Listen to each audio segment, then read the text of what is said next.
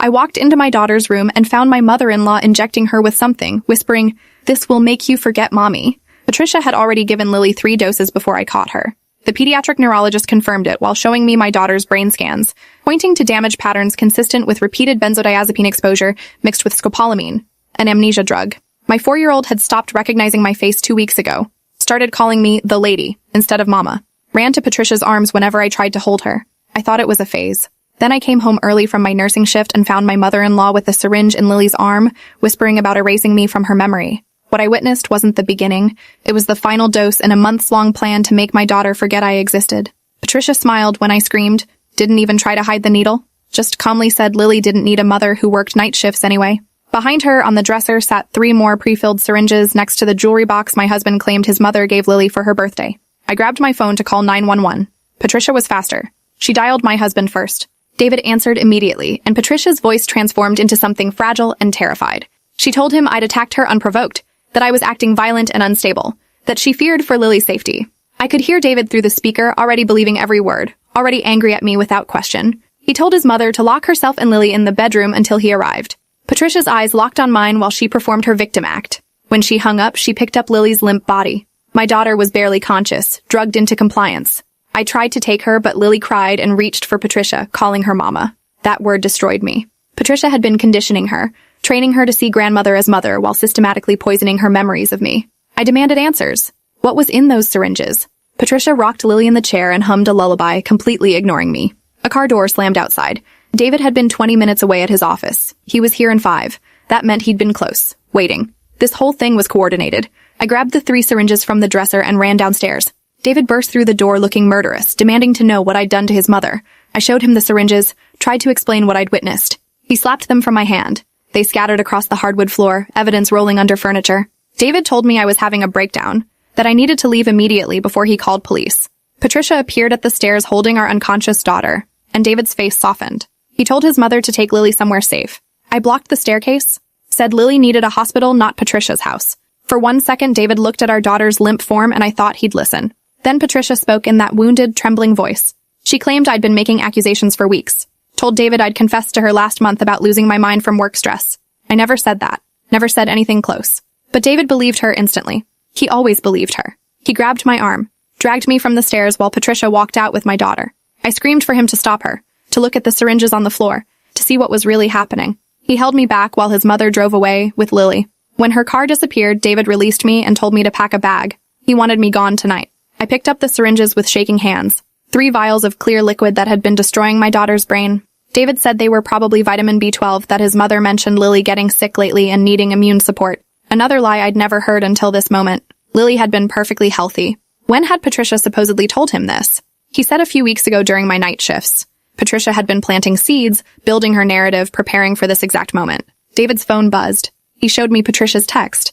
Lily woke up asking where Mama was, and when I said Mama's at home, Lily got confused and asked where Grandma went. My daughter was calling Patricia Mama.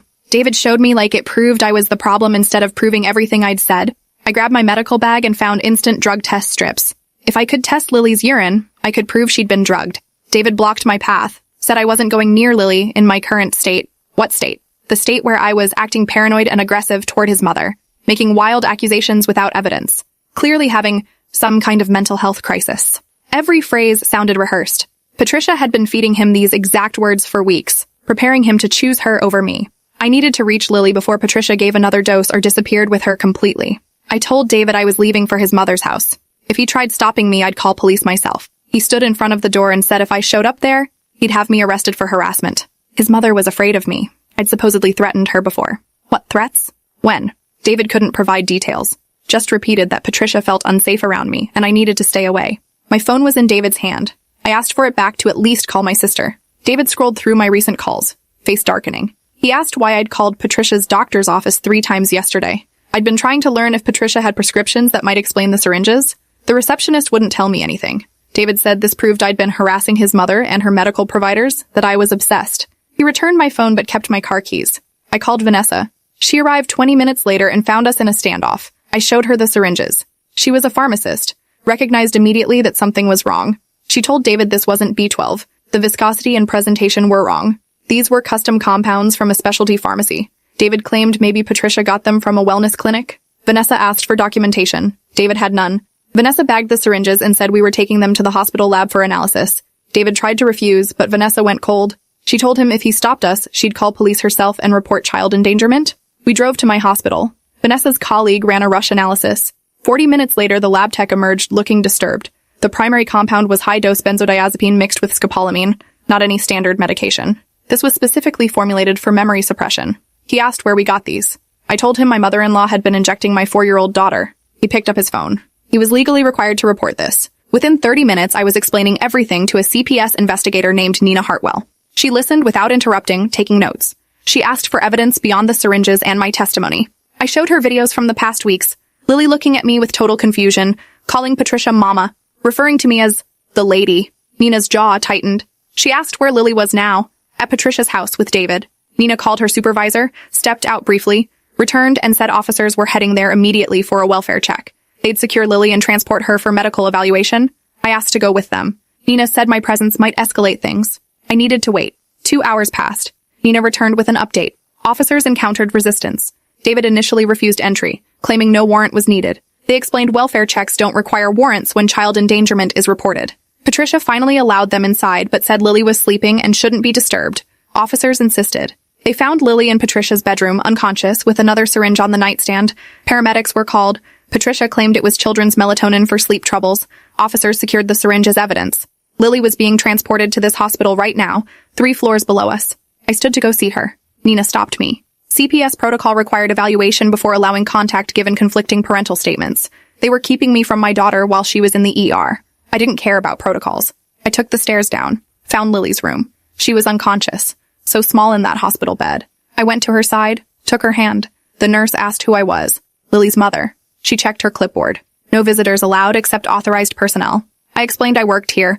I was a pediatric nurse. This was my daughter. The nurse looked sympathetic but said she had orders from administration. I needed to leave. Security arrived. 2 guards I recognized from night shifts. One had a daughter, Lily's age. They'd played together at the hospital Christmas party. They looked uncomfortable escorting me out. They took me back to the conference room where Detective Angela Reeves waited. She wanted a formal statement. I told her everything again, start to finish. She recorded with my permission and said Patricia and David were being questioned separately right now. Patricia claimed I had a history of mental instability, had been making false accusations for months, had been too afraid to tell David how bad it had gotten. David supported his mother's version, said I'd been acting paranoid and erratic. Reeves asked about my mental health history. None. No diagnosis, no treatment. I gave immediate permission to access my records. Then Reeves showed me something that made my stomach drop. Patricia had provided text messages I'd allegedly sent her over the past month, becoming increasingly hostile and paranoid, accusing Patricia of poisoning Lily against me, threatening that if Patricia didn't stop interfering, I'd make sure she never saw Lily again. I stared at messages from my number that I absolutely didn't send. Someone had access to my phone or spoofed my number. I told Reeves I never wrote these. She stayed neutral, but I saw the doubt. This was exactly what someone would say if they'd sent threatening texts and now regretted it. Patricia had set me up perfectly, creating evidence, building her narrative over weeks, waiting for the right moment. And I'd walked right into it by catching her. Vanessa argued about the syringes and lab results. Reeves said results were preliminary. They needed complete toxicology screening. Meanwhile, CPS was taking temporary custody of Lily until they sorted out competing allegations. How long would that take? Days minimum, possibly weeks. My daughter was unconscious from being drugged by her grandmother, and CPS was treating this like a custody dispute instead of attempted murder. I said exactly that. Reeves told me to be careful about accusations I couldn't prove yet, that attempted murder was serious and required serious evidence. The toxicology results came back 2 days later. The compound was midazolam and scopolamine in doses far exceeding appropriate levels for children. Repeated exposure could absolutely cause the memory loss I'd described. This wasn't vitamins.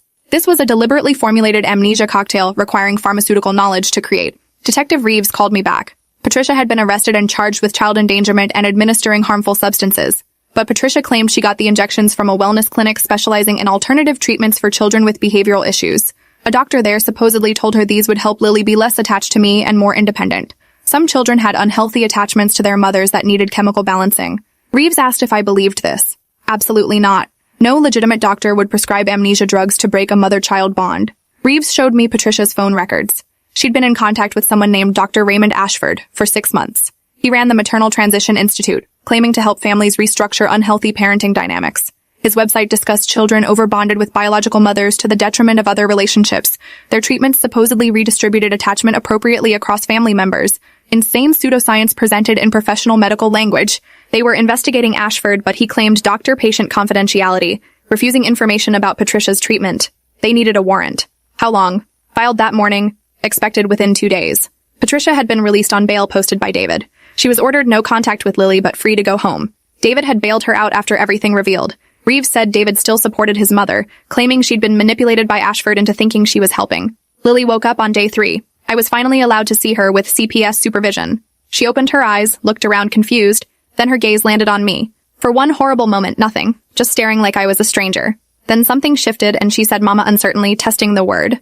I started crying, went to her bedside, took her hand. She let me but didn't squeeze back. The supervisor Michelle watched carefully, making notes. Lily asked where Grandma was. I said Grandma couldn't visit. Lily cried, asking for Grandma, needing Grandma. I tried comforting her, but she pulled away, kept asking for Patricia. Michelle documented everything. After 20 minutes, she ended my visit because Lily was too distressed. I was being separated from my daughter because my mother-in-law had successfully drugged her into forgetting me and bonding with her instead. The pediatric neurologist Dr. Nathan Cross explained that the drug combination was specifically designed to disrupt memory formation and recall, particularly emotional memories and attachment bonds. Repeated doses over months had significantly interfered with Lily's ability to recognize and bond with me. Good news. Children's brains were remarkably plastic. With time and no further exposure, Lily's natural memories should return. But it would take months, possibly with permanent gaps from the drugging period. The warrant for Ashford's records revealed horror. He'd been running this maternal transition program for 8 years, working with dozens of families where grandmothers, fathers, or relatives wanted to reduce a child's bond with their mother. His protocols detailed gradually erasing maternal attachment through drugs, behavioral conditioning, and psychological manipulation. Patricia had followed his program exactly, starting with small doses while positioning herself as primary caregiver. Ashford's notes described me as an obstruction to optimal family restructuring and recommended accelerated memory dissolution protocols to speed Lily's transition from maternal to grandmaternal attachment, written like legitimate medical treatment instead of orchestrated abuse. They were arresting Ashford for practicing medicine without proper license, since his credentials were from an unaccredited online university. They were investigating whether other families had similar outcomes. Ashford had treated 34 families in 8 years. 34 children drugged to forget their mothers. David called me days later. He wanted to talk without lawyers.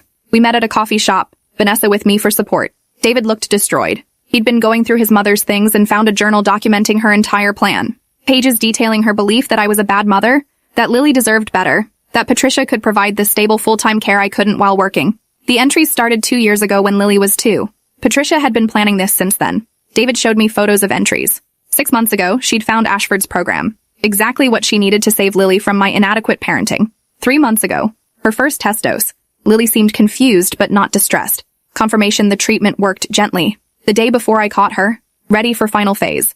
1 or 2 more doses and Lily wouldn't remember me at all. Then Patricia could legally pursue custody without Lily fighting for her. David cried showing me these entries. He'd been stupid, blindly loyal to his mother, ignoring every warning sign. He'd wanted to believe I had mental health problems because that was easier than accepting his mother was capable of this evil. Why show me now? Because he finally understood, and he wanted to help fix it however he could. He'd given the journal to Detective Reeves and contacted CPS to support my custody. He was divorcing me because he couldn't expect forgiveness after siding with his mother. But he wanted Lily returned to me and Patricia facing full consequences. I didn't know what to say. Part of me wanted to scream at him. But I understood Patricia had manipulated him his entire life, trained him to trust her without question. Vanessa asked about Patricia's bail. Why had David posted it? He hadn't. His mother used her own money, a separate account he didn't know about with over $80,000 in savings. Where did she get that money? Detective Reeves discovered the answer through subpoenaed financial records.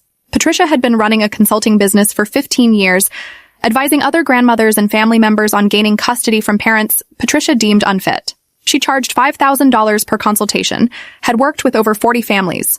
Regular deposits of consulting fees? They found emails where Patricia recommended Ashford's services to at least 12 other clients. This wasn't just about stealing Lily. This was a business. Patricia had monetized the destruction of mother-child bonds for over a decade. Online forums showed Patricia posting under pseudonyms, giving advice on documenting mothers' inadequacy, building cases for grandparent custody, turning fathers against mothers by planting doubt. Hundreds of posts spanning years, coaching family members through systematically undermining mothers. Some posts mentioned medical interventions, with links to Ashford's clinic. The full toxicology on the syringe found at Patricia's house showed an even more potent dose than initially found.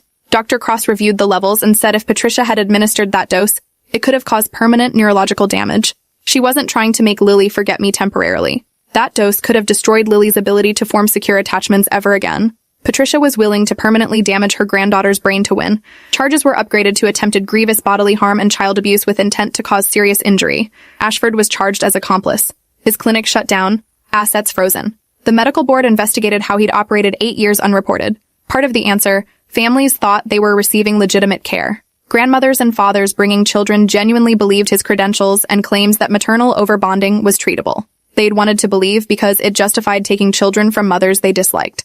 CPS allowed me supervised visitation 3 times weekly. Each visit was painful. Lily called for Patricia constantly, seemed uncertain about me, pulled away from hugs, but small breakthroughs emerged.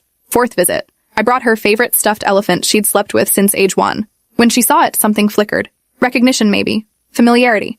She took it, held it close, looked at me with less confusion. Michelle noted this as positive. By visit 6, Lily held my hand the entire session. Visit 8, she let me read a bedtime story and fell asleep in my lap. These tiny victories felt monumental. Dr. Cross said this was exactly what he'd hoped. Lily's natural attachment fighting through drug-induced fog, her brain remembering even if conscious mind wasn't sure. Another month or 2 before memories fully returned, longer for emotional connection to repair fully. Patricia's trial started 4 months after I caught her. Prosecution presented overwhelming evidence. Syringes, toxicology, Patricia's journal, financial records showing consulting business, Dr. Cross's testimony about neurological damage, Ashford's records detailing maternal transition program. Patricia's defense claimed she genuinely believed she was helping, that Ashford manipulated her, that she was his victim too. Prosecution destroyed this with journal entries showing she knew exactly what she was doing, researched drug effects, calculated doses and timing to maximize memory loss while avoiding obvious symptoms. Defense called character witnesses describing devoted grandmother and community pillar. Prosecution called mothers who'd lost custody following Patricia's advice. Fathers coached to document wives' mistakes for custody battles. One mother testified Patricia told her to secretly record her daughter's grocery store meltdown, show it to a judge as mental instability evidence. Another testified Patricia coached her ex-husband to call CPS repeatedly with false neglect reports until the system took children away. Pattern was undeniable. Patricia had spent a decade teaching people how to destroy mothers and steal children. Jury deliberated 3 hours, guilty on all charges.